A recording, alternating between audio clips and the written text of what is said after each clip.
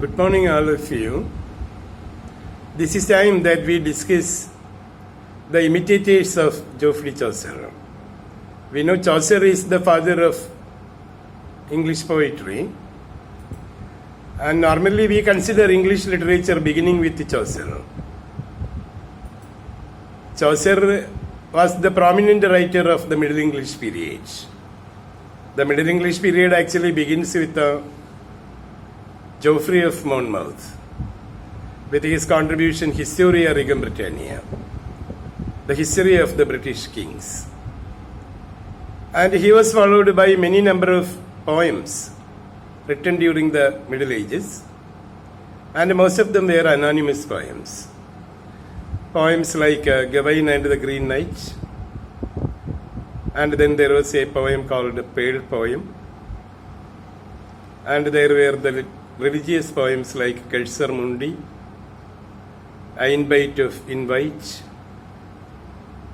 and there is also another popular poem called Owl and the Nightingale, and there was a very specific poem, the debate between the body and the soul. So Middle English poetry is characterized by the debate poems, debate and dream poems. Therefore, there is a poem specifically titled as The Debate Between the Body and the Soul. And when we examine the neoclassical period, we find a writer named Andrew Marvell, one of the leading metaphysical poets. And he had also a poem almost of the same title, but it is dialogue between the body and the soul. In the Middle English, the poem was called The Debate. So Middle English poetry is specially characterized for the debate and dream poems. And in Chaucer also we come to find the dream debate pattern of writing poems. Chaucer's first poem, The Book of the Duchess, was also written in the dream format. And there is also debate. And his next poem, House of Fame, also was produced in the dream pattern. Debate is there. And then his Parliament of Fowls and his Legend of Good Women, all are produced in the dream debating pattern. But his Canterbury Tales is slightly different. And after Chaucer, we come to find that there are the imitators of Chaucer. And the period during the imitators is actually very barren in poetic production, original poetic production. There was absence of genius. And there were the third-rate writers. Quantity output was surprising, but quality seemed to be very scant, very weak. And very interestingly, Hudson, the literary critic, remarks about the age. Nearly all poets tried to walk in Chaucer's footsteps, and with little of his genius. The majority of poets walked in the footsteps of Chaucer. They followed or imitated Chaucer, but with little of his genius. But there was no genius. And labored to produce his matter and style. And these people, the poets, labored, did hard work, in fact, to produce his matter and his style. The matter used by Chaucer and the style adopted by him. And the majority of poets followed Chaucer's rhyme royal, the 7-line stanza pattern introduced by Chaucer. And the imitators of Chaucer are called English Chaucerians. The English imitators are called English Chaucerians. In Scotland also there rose the disciples of Chaucer, and they were called the Scottish Chaucerians.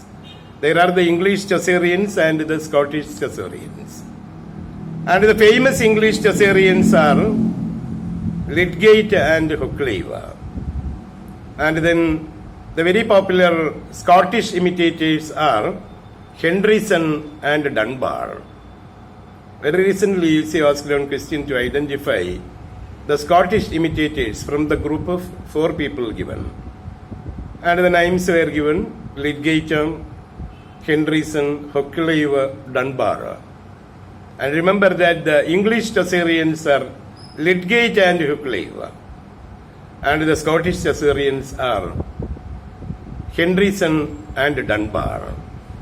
And remember always these 4 names.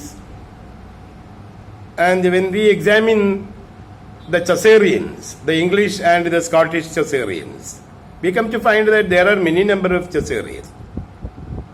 Not only Lydgate, Hoccleve, Dunbar and Henryson, but there are other people also. There was Benedict Burrow, and he had produced a poem actually in praise of Lydgate. And there is also George Ashby. Ashby produced a poem, Complaint of a Prisoner in the Fleet. So the complaint of a prisoner who lived in the Fleet prison. And it is also called Prisoner's Reflections. And it is produced by George Ashby. Ashby was born in 1390 and died in 1475. And 1390 actually 10 years before the death of Chaucer. Chaucer died in 1400. And Ashby was born in 1390. And he had produced one poem, Prisoner's Reflections. And there was another writer called George Ripley. And he was also an alchemist, not only a poet, but an alchemist also. And during the time of Chaucer, science was actually not invented. Scientific discipline was not developed during the period. And the period was called the infancy of science. The beginning of science, what called the alchemy. And the majority of writers, George Ashby, George Ripley, Henry Bradshaw, and Benedict Burrow, had alchemic interest. These people had alchemic interest. Alchemy was the beginning of science, and during the period, they searched for the philosopher's stone and the elixir of life. They were the popular things that they wanted to identify or invent. They were in the lookout for a philosopher's stone that could change all base metals into gold. And they wanted to invent the elixir of life, a kind of elixir or amarda, so that the drinking of the amarda will help a man live without death. So a continuity of life, they believed, can be obtained by drinking the elixir, and they went in search of the elixir and the philosopher's stone. And they were the alchemists. And when science originally started with the introduction of the Royal College of Science, and it happened only during the Restoration period. So there were the alchemists. And the majority of imitators of Chaucer were alchemists. And George Ripley was also an alchemist, and he had produced a poem, The Wheel, W-H-E-E-L. And there was also Thomas Norton. And remember that he was not the author of the play Gorboduc. And we know that Gorboduc was the first English tragedy produced by Thomas Sackville and Thomas Norton. And among the imitators of Chaucer, among the English imitators of Chaucer, we come to find a name, Thomas Norton. Not the author of the Gorboduc, but was a poet and an alchemist. And he had produced a poem on alchemy. Ordinal of Alchemy was a poem written by him. And these are people considered as the imitators of Chaucer. And the important imitators of Chaucer are Lydgate and Hoccleve. John Lydgate and Thomas Hoccleve. The English imitators of Chaucer. And remember that there will be questions asked from Lydgate. Quite often there will be questions asked from John Lydgate. And Lydgate seems to be the most important imitator of Chaucer. And he had produced about 1,45,000 lines. And he had produced long literary works covering about 1,45,000 lines. When Chaucer's Canterbury Tales is considered of only 17,000 lines. There are only 17,000 lines in the Canterbury Tales, plus the prologue constituted of 858 lines. And the majority of poems produced by Chaucer ranged a length of about 2,000 lines. But in the case of Lydgate, he had produced 1,45,000 lines. And the quantity was great, too much. For example, he had produced the Monk's Tale, imitated the Monk's Tale, using about 30,000 lines. Chaucer's Monk's Tale. In Chaucer's Canterbury Tales, we come to find the Monk's Tale. And the monk is found telling 17 tales. 16 of them are taken from Boccaccio and one from Dante. And the whole Canterbury Tales come up to 17,000 lines. But Lydgate imitated the Monk's Tale in 30,000 lines. Lydgate was such a kind of writer, writing in the elaborate manner, not in a condensed pattern. And Chaucer was a poet who wrote in the condensed manner. He never went into long explanations. But in the case of Lydgate, we come to find elaborate explanations. Therefore, he had produced about 1,45,000 lines. And he explored every Chaucerian genre, except Fableau. Remember that Lydgate was a Benedictine monk. He lived the life of a Benedictine monk. And never went into imitating the Fableau produced by Chaucer. And in Chaucer we come to find that there are a number of Fableiacs, stories with disrespectful ending, and stories with lasciviousness or excess sexuality. And Lydgate, being a monk, led the life of a hermit and imitated most of the genres of Chaucer except the Fableau. And this is one very important point that we have to remember from Lydgate. Lydgate was a sextogenarian and was a hermit, a monk in the Benedictine order, wearing the loose cloak of a priest with a head veil and leading the life of an ascetic, a monk. Therefore, he imitated most of the genres produced by Chaucer except the Fableau. And we come to find Lydgate imitating the Book of the Duchess and the House of Glass. And then he had also imitated the poem, The Parliament of Fowls. And the Monk's Tale was imitated by him as the Fate of Famous Men. And Lydgate also produced a very long poem, what called the Troy Book, and it was his first major contribution, the Troy Book. And that runs into 30,000 lines. And there are 5 books. The first important literary output from John Lydgate is the Troy Book. And the Troy Book was written by him as ordered by Prince Hall or Henry V.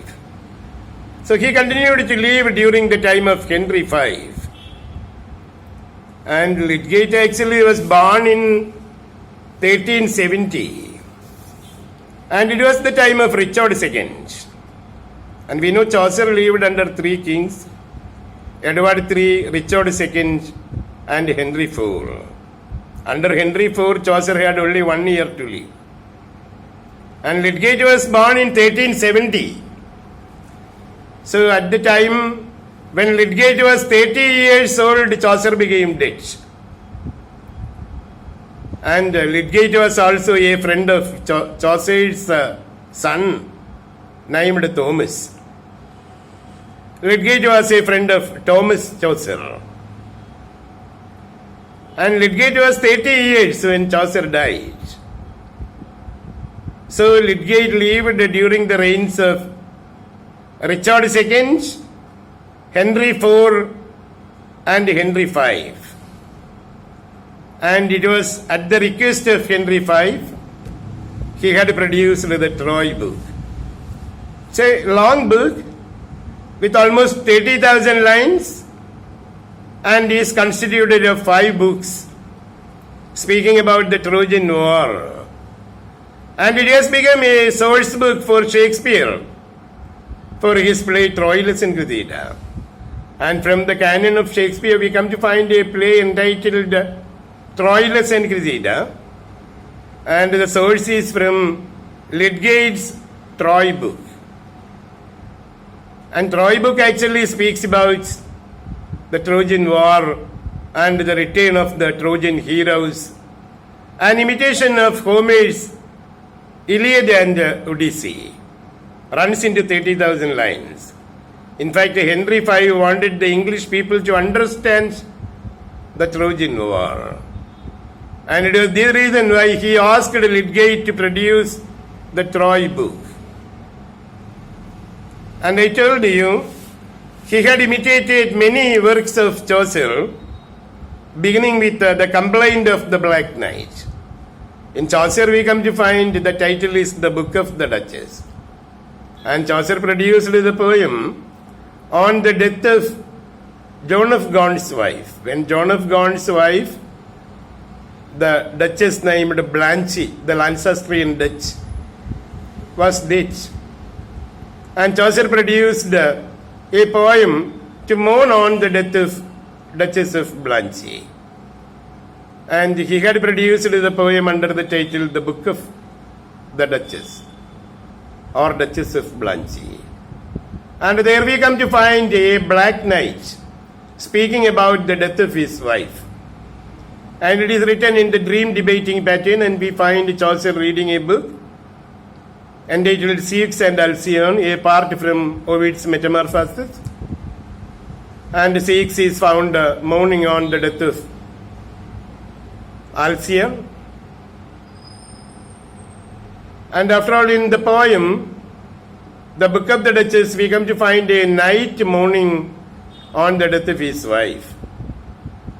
And the same has been imitated by Lydgate under the title The Complaint of the Black Knight. So it is entitled The Complaint of the Black Knight. And the central subject is actually the complaint of the Black Knight, and actually his anxiety, sorrow, and so his concern is there in the Book of the Duchess. We come to find a man wearing black dress, sitting and trying to compose a poem, and Chaucer meeting him and making a debate with him and learning from him that he had been mourning on the death of his wife. And Lydgate has produced the poem entitled The Complaint of the Black Knight. Remember the title. The Book of the Duchess was imitated by Lydgate under the title The Complaint of the Black Knight. And he had imitated the House of Fame produced by Chaucer. Chaucer has got a very popular poem, House of Fame. And there we come to find Chaucer getting into the temple of an angel of fame. and he comes to find an angel with multiple tongues, ears, and eyes. So they represent the heard fame, the seen fame, and the spoken fame. And it is actually regarded as a parody of Dante's Divine Comedy, and such a figure we come to find in the poem, with multiple tongues, ears, and eyes, representing heard, spoken, and seen fame. And it has been adopted by Lydgate under the title The Temple of Glass. And we come to find in the poem of Chaucer, the narrator entering into a glass house. And actually, so he might have seen only one angel, but the angel is seen in the different glasses. The reflection was found in the different glasses. And this may be the reason why there were the multiple tongues, ears, and eyes. And the poem was imitated by Lydgate, entitled The Temple of Glass. And it is in this context we come to remember that there was a poem written by Pope also, Alexander Pope. And Pope modeled the poem on Chaucer's House of Fame. And the poem written by Pope is entitled Temple of Fame. And in Lydgate we come to find the title is Temple of Glass. Remember, Lydgate has produced the poem under the title Temple of Glass. And Pope produced, Alexander Pope, produced a poem Temple of Fame, and Chaucer's title is House of Fame. And in Pope's poem there is fame. In the title there is fame. And there is also the temple. Temple is there in the title of Lydgate. Lydgate's title Temple of Glass, Pope's title Temple of Fame, and Chaucer's title House of Fame. And Pope produced the poem in 1715. So it was in 1715 Alexander Pope produced the poem Temple of Fame, a vision, imitated from Chaucer's House of Fame and Lydgate's Temple of Glass. And the poem produced by Pope was not a long poem, only contained 524 lines. And when we examine Lydgate, we come to find that he had produced the Temple of Glass modeled on Chaucer's House of Fame. And then he had another poem called The Floor of Courtesy.